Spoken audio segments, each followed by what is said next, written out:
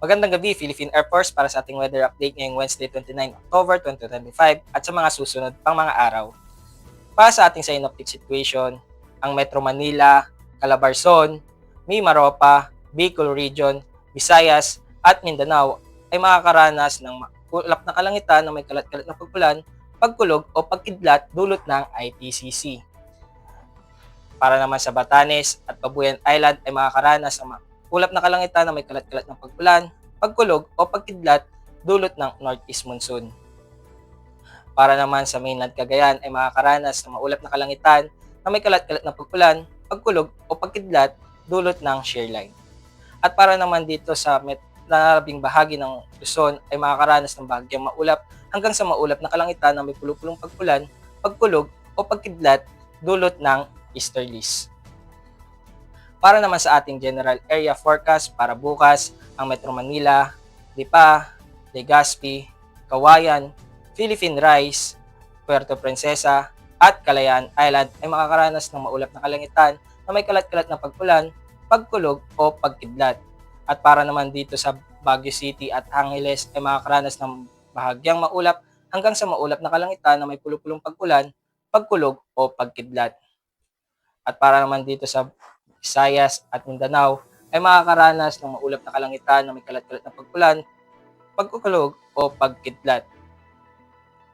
Para naman sa 3 araw na pagtataya dito sa Metro Manila, Cavite at Angeles ay makakaranas ng bahagyang maulap hanggang sa maulap na kalangitan na may pulupulong pagkulan, pagkulog o pagkidlat. Para naman dito sa Lipa, sa darating na Biyernes ay makakaranas ng maulap na kalangitan na may kalat-kalat na pagkulan, pagkulog o pagkidlat. At pagsapit ng Sabado hanggang Linggo ay makakaranas ng bahagyang maulap hanggang sa maulap na kalangitan na may pulupulong pagkulan, pagkulog o pagkidlat.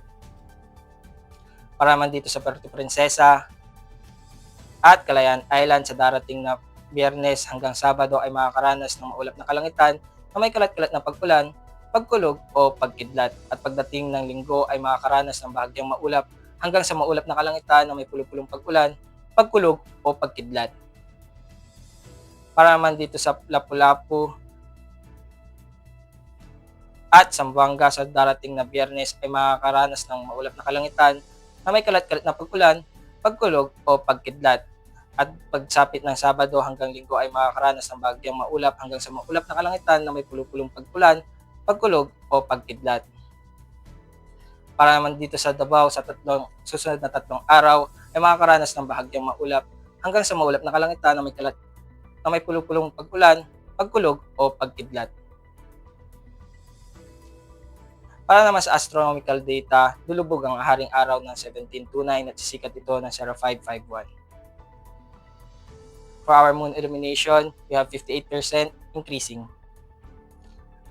Para maging updated sa lagay at taya ng panahon, i-follow lamang ang Air Force Weather Center sa aming mga social media accounts. At yun lamang po ang weather update ngayong araw. Sa ngalan ng aming commanding officer na si Colonel Alvin John Cugador, PAF GSC, ako po si Airman James Patrick C. Cases, ang weather forecaster ng Air Force Weather Center. Muli, magandang gabi, Philippine Air Force.